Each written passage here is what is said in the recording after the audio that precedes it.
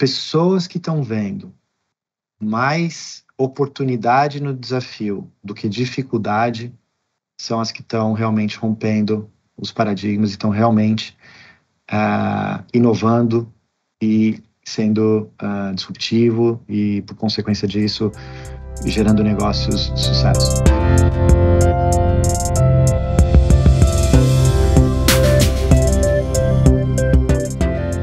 Olá, aqui é a Carla Furtado com mais um episódio da série Sala de Liderança. E se você está nos escutando, mas gostaria de nos assistir, é só acessar o YouTube e buscar por Microsoft Brasil Podcast para ver essa conversa em vídeo.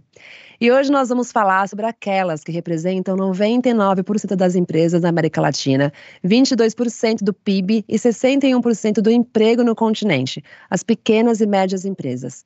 Mais que isso, a gente vai falar sobre marketing para as PMEs, como conciliar estratégias de marketing com orçamentos e prazos apertados, infraestrutura tecnológica frágil e mão de obra reduzida.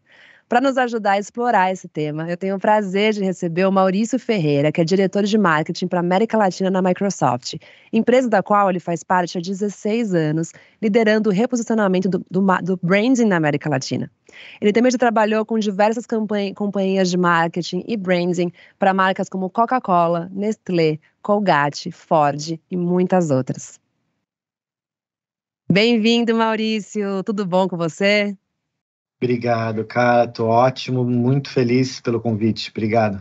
É um prazer receber você aqui, mas fica uma questão, né? A gente apresentou com esse currículo recheado de empresas gigantescas, mas então por que você é uma pessoa que também se conecta com o nosso tema, que são as micro, pequenas e médias empresas, e como que a sua experiência pode colaborar para a realidade desses líderes? Vou contar um pouco então do meu histórico pessoal para fazer a ponte com essa pergunta que você fez, né? Na verdade, eu acho que na minha jornada profissional tive o privilégio de trabalhar ou em grandes empresas ou para grandes empresas, como você falou. Mas quando eu vejo um pouco para minha família, para a forma que eu cresci e o ambiente que eu cresci, quando eu vejo a família da minha mãe, eu tenho uma família de empreendedores.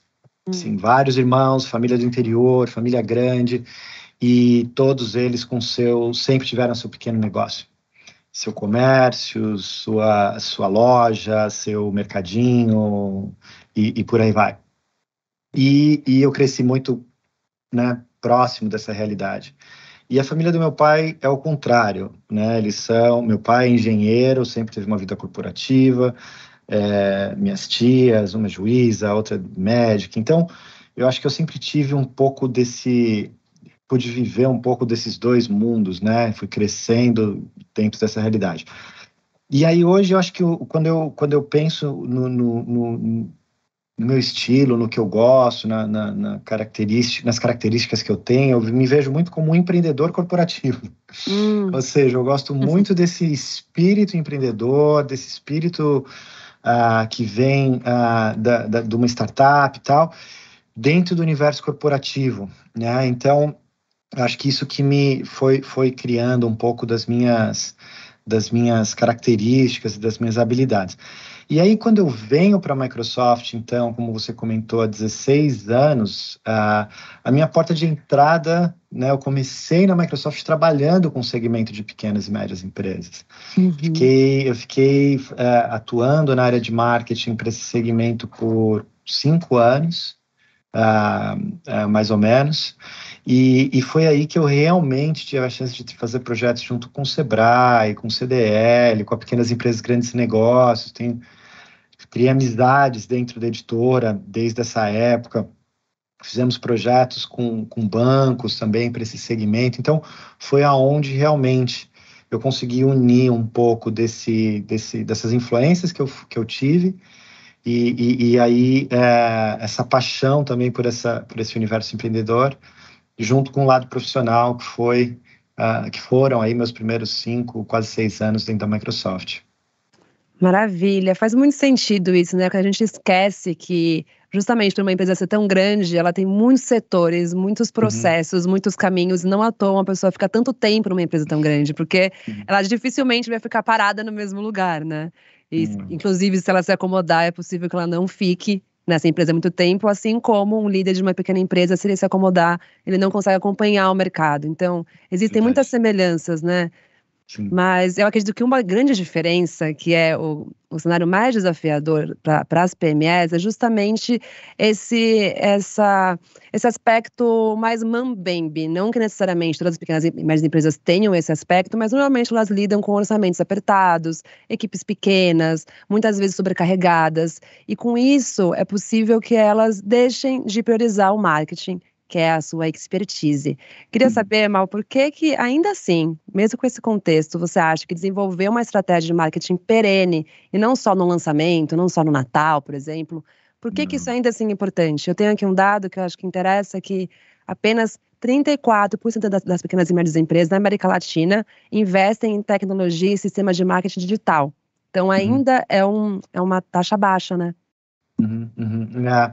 Total. Acho que refletindo um pouco nesse ponto, né, que você fez e nesse dado que você trouxe, acho que tem alguns insights aí.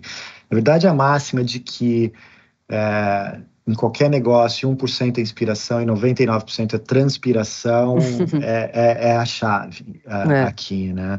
É muito importante a intuição, é muito importante o talento natural para identificar a oportunidade. Mas para realmente fazer essa ideia virar um negócio, e virar um negócio sustentável, e virar um negócio rentável, aí entra muita disciplina, e aí entra um papel estratégico. E aí, quando eu traduzo essa disciplina e essa estratégia, eu venho, então, para o campo do marketing, né? Porque se eu entendo que para minha empresa, ou para minha ideia ser bem sucedida, eu preciso transpirar muito mais do que inspirar, né? Eu preciso realmente fazer isso acontecer. Eu entendo que a execução e a estratégia têm um papel fundamental. Eu vejo que o marketing é esse fio condutor. O Certo. marketing tem esse papel de, então, entender aonde eu estou, aonde eu quero ir, aonde estão os meus clientes, aonde está a minha competição, aonde está o meu produto, qual a minha narrativa, qual o meu posicionamento.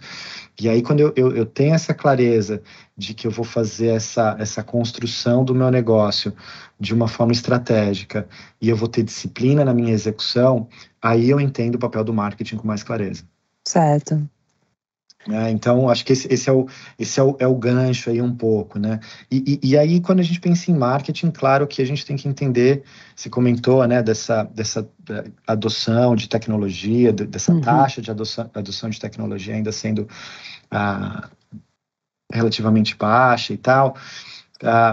Aí vem um segundo contexto, que é o contexto do mundo que a gente está vivendo agora, que é um mundo que acelerou a sua adoção de tecnologia, que está muito mais digital nos últimos 3, 4 anos do que ele esteve, né, já no passado. O Brasil, particularmente, é um país que adota muito rápido tecnologia. Por incrível que pareça, a população brasileira é muito conectada em redes sociais. Muito. A gente tem isso desde quando eu entrei na Microsoft, eu vi os dados do MSN, né, que um dos principais mercados globais de uso de MSN já era o Brasil, um dos principais mercados globais de uso de WhatsApp, de uso de redes sociais, de tempo nas redes sociais, crescimento dessas plataformas todas, TikTok, por aí vai, acontece no Brasil. Então, o Brasil é um país muito conectado. Muito. E entender este elemento, acho que faz parte um pouco dessa construção, né? Então, se eu tenho que ter uma estratégia, eu tenho que ter uma disciplina de execução,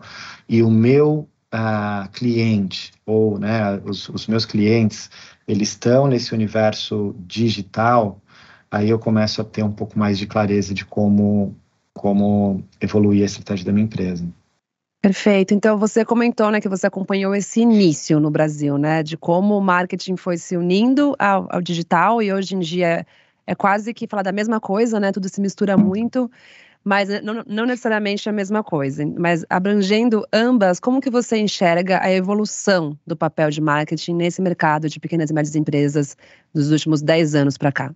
Vou te falar, Carla, que talvez não seja o papel de marketing só nas pequenas empresas, mas seja para todas as empresas, incluindo as pequenas, né? A forma que eu costumo articular é que, assim, a gente escuta muito falar que o marketing é o encontro da ciência e a arte, né? Não sei quando você já ouviu esse conceito. Não, o marketing tem arte e ciência, porque eu acho que a evolução dessa narrativa o marketing hoje, ele é o encontro do propósito com dados.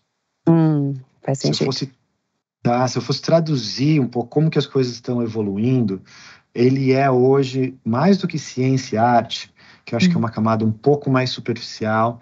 Ela vai para realmente entender o propósito de cada empresa, o propósito de cada marca, o propósito de cada negócio, com dados, que hoje não é falta de dados, a gente sofre de excesso de dados, né?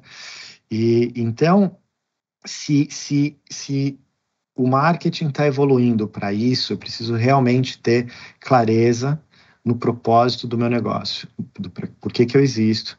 Esse propósito vai direcionar suas tomadas de decisão de investimento, esse propósito vai direcionar a sua estratégia de produto ou serviço, e esse propósito vai atrair e manter os talentos da sua empresa, porque eles têm que estar mais do que comprometidos com o número do final do mês, eles têm que estar comprometidos com o número do final do mês, mas mais ainda com o porquê que a empresa existe, né? Então, esse lance do propósito, eu acho que tem se tornado mais relevante do que nunca. E por isso de tantas marcas estarem tendo conversas de sustentabilidade, tendo conversas de impacto social, tendo conversas de diversidade, por aí vai. E, por outro lado, essa questão de dados, que é exatamente o papel, e aí eu acho que a evolução da tecnologia, né, ajuda a gente exatamente nesse sentido, de ajudar a interpretar os dados, ajudar a transformar os dados estruturados ou não estruturados, os dados que você tem dentro da sua empresa, os dados que estão nos websites ou no mundo digital, e transformar esses dados em insights. E aí fazer esses insights serem diferenciais competitivos para você. Então, se você consegue ter clareza no seu propósito, e aí você vai direcionar suas tomadas de decisão e o engajamento da sua equipe em volta desse propósito, e você consegue ter uma boa gestão de dados, onde se traduz os dados em insights, eu acho que aí você tem uma química interessante, e essa química, sem dúvida nenhuma, acontece. O alquimista é o marketing. Perfeito, nossa, uma ótima analogia. E eu super entendo que a questão do propósito já está algo tão intrínseco e tão importante nas empresas que não é mais uma tendência, né? Muita gente acha que era uma coisa passageira, ou as tendências indicam, né, como vamos nos comportar, mas normalmente elas ficam por muito tempo e transformam a sociedade, vão impulsionar novas tendências. Então, eu acredito que o propósito já ultrapassou isso, já é uma estrutura, né, uma base que não tem como mais você ficar fora, seja qual for o tamanho da sua empresa. Mas puxando um pouco isso, porque ainda é um pouco recente no nosso imaginário, que mais, como que a gente acabou de pensar em evolução nos últimos anos, né? O que você sabe, enxerga e aposta como tendências para os próximos anos, do presente para frente, especialmente para as pequenas e médias empresas? Eu acho que assim, é muito difícil esse exercício de futurologia, né? As pessoas que tentam se posicionar aí, eu conheço mais gente que se deu mal do que as que se deram bem. Então, eu vou ser bem cuidadoso aqui para não tentar não tentar prever ou tentar, né? Mas tentar trazer uma perspectiva. Eu acho que é o seguinte, cara, as empresas que estão, vou voltar, não as empresas, as pessoas que estão vendo mais oportunidade no desafio do que dificuldade são as que estão realmente rompendo os paradigmas e estão realmente inovando e sendo disruptivo e, por consequência disso, gerando negócios de sucesso. Então, acho que começa muito desse protagonismo que mora no ponto de vista das pessoas, né? Esse olhar. O que a gente está vivendo nos últimos 3 anos. Pandemia, guerra, ciclos de recessão, desafio... Muitos desafios. Né? Desafio na cadeia da produtiva, desafio na cadeia de suprimento, enfim, não falta desafio. É novidade? A gente nunca viveu isso antes? Não, A gente já viveu, a gente vê que essas coisas acontecem de forma cíclica, em maior ou menor intensidade, né? Sim. Então, e não vai ser o último também. Então, quando a gente pensa no empreendedorismo, em tudo que eu pude observar, aprender, escutar, e falando com empreendedores que já tiveram 10 negócios e faliram 9, e o 10º foi super bem sucedido, e por aí vai. Eu acho que a oportunidade mora nas pessoas que estão olhando, nas pessoas que estão olhando os desafios e vendo a chance de gerar negócio com ele, e mora nas pessoas que têm resiliência. Uhum. Então, acho que esses 2 elementos, eles são, de novo, né, mais conceituais do que o mapa do sucesso. Eles são mais para realmente criar um modelo mental do que para dizer onde é que está a oportunidade. Mas eu acho que eles são super importantes, porque tanto no mundo empreendedor, quanto no mundo corporativo, as pessoas e as empresas que estão olhando para as adversidades, trazendo uma perspectiva de como é que eu gero negócio com isso. Agências, eu tenho muitos amigos que trabalham em agência, a gente trabalha com o ecossistema de agência enorme. As agências que, no começo da pandemia, sofreram mais foram as que estavam esperando a pandemia passar logo. As agências que entenderam que a pandemia chegou, a gente não sabe se ela passa logo ou não, mas ela está me obrigando a criar outros serviços, a ter a usar a tecnologia de uma forma diferente, a entender coisas que eu não entendia. Essas se deram bem durante a pandemia e estão se dando bem, melhor ainda agora pós-pandemia. Então, só para dar um exemplo, né, e a mesma coisa acontece com vários negócios. É claro que a gente sofreu como sociedade, já aprendeu muito de uma forma importante nesse ciclo né, que a gente passou, talvez mais do que em outros, ou menos, porque a escala agora, na verdade, foi global e afetou a gente de uma forma muito poderosa. Então, não é, né, menosprezar o que a gente passou, mas tiveram vários ensinamentos que eu falo, a gente tem que engarrafar os ensinamentos e continuar consumindo ele né, adiante. A longo prazo. A longo prazo, exato. Sim, isso é acho que se fosse para escolher um core, né, para se ter como líder, como qualquer nível também de colaboração, é ter esse jogo de cintura, né? Porque está muito claro que, mesmo que não tenham novos desafios tão drásticos, como que a gente acabou de passar, como você disse, que sempre vão ter, mas não foi algo tão corriqueiro assim, né? Sempre vão ter novos desafios e novas tecnologias também, porque até as coisas boas que vão nos ajudar também demandam adaptação, também demandam novos aprendizados. Você tem que estar sempre aberto a descobrir novas coisas e poder receber novas coisas. E isso é relativamente recente na nossa história profissional, né? Antigamente as pessoas ficavam muito tempo paradas e acomodadas e especializadas numa coisa. E hoje a especialidade é justamente você poder ter uma flexibilidade muito grande, né? Exato. Eu acho que é isso, se sentir confortável com o desconforto, né? Você não vê o desconforto como uma coisa passageira que já vai voltar para o conforto. Você vê o desconforto, essa agitação, essa inquietude, você sentir que você precisa aprender mais e algo novo, de uma forma contínua do que em ciclos mais longos. Acho que essa é uma chave aí, né, que a gente tem que entender. E aí, trazendo de novo para o marketing esse papo, a gente aprendeu muito que o marketing deixa de ter esse papel que já teve um dia de comunicação pura. O marketing, né, teve a sua hype com a publicidade no seu período, e depois teve a sua crise de identidade, quando passou a ser meio vilão, essa coisa muito marqueteira, essa coisa, né, propaganda enganosa. Então já teve conotações super descoladas, já tiveram conotações um pouco pejorativas e tal. Eu acho que agora o marketing, mais do que nunca, ele está no momento dele voltar para o seu core e ele viver genuinamente a sua missão, que é de agregar valor de produtos e serviços para o cliente final. Sim.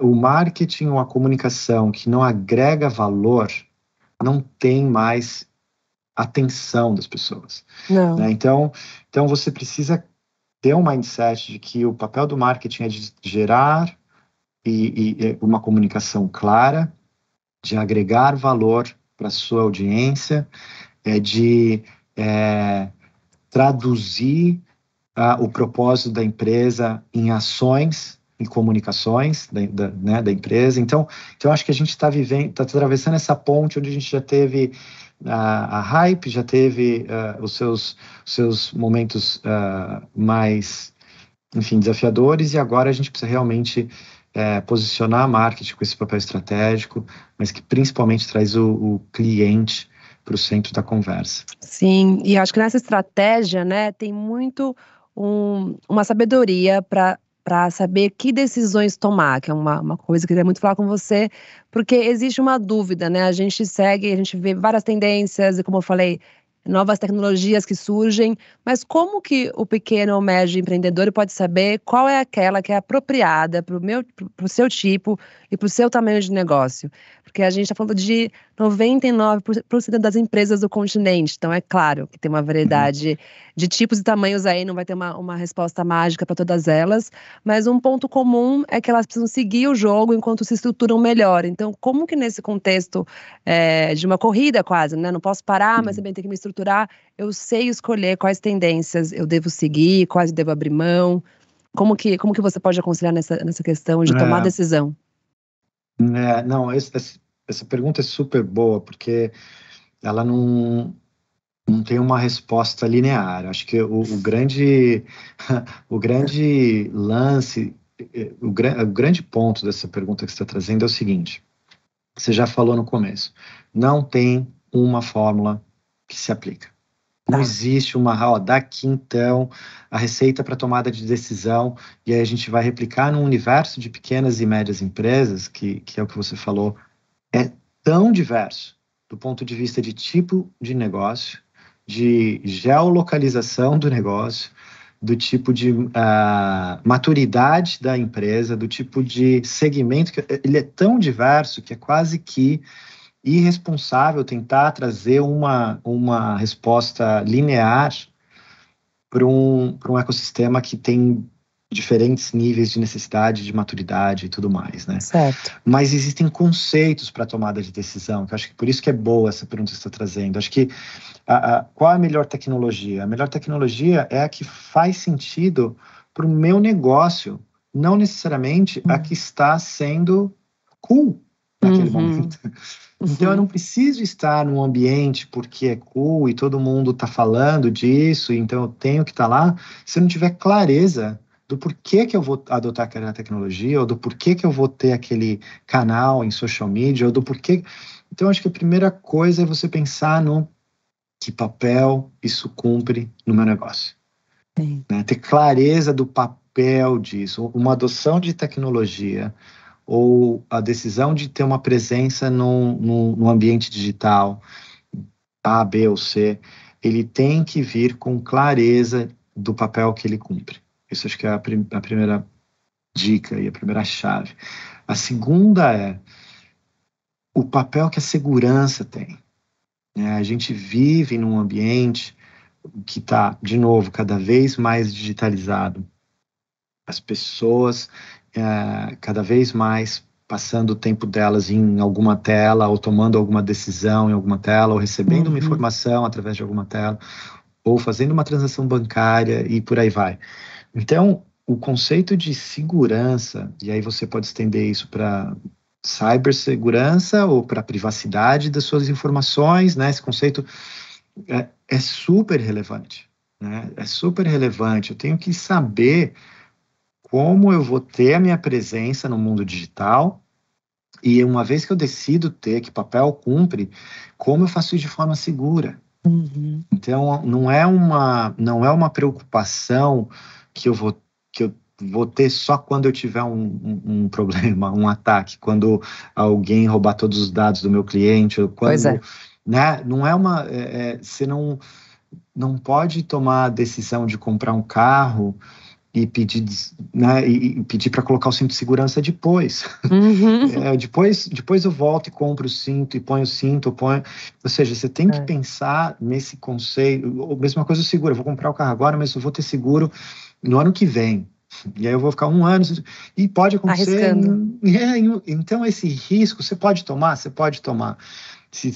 quer um conselho, toma cuidado, porque, né, pode ser crucial para o seu negócio. Não, infelizmente, a gente tem uma taxa de mortalidade ainda das pequenas e médias empresas muito alta, por vários motivos. Acho que ser um empreendedor, né, no Brasil realmente é desafiador por N motivos, a volatilidade da moeda, fatores externos e tudo mais, mas a falta de alguns elementos que a tecnologia pode ajudar a resolver, como a gente está falando, a segurança para ajudar a proteger os dados da sua empresa, ou ferramentas que te ajudam a fazer a gestão do seu cliente de uma forma mais eficiente, a gerar insights, como a gente estava falando anteriormente.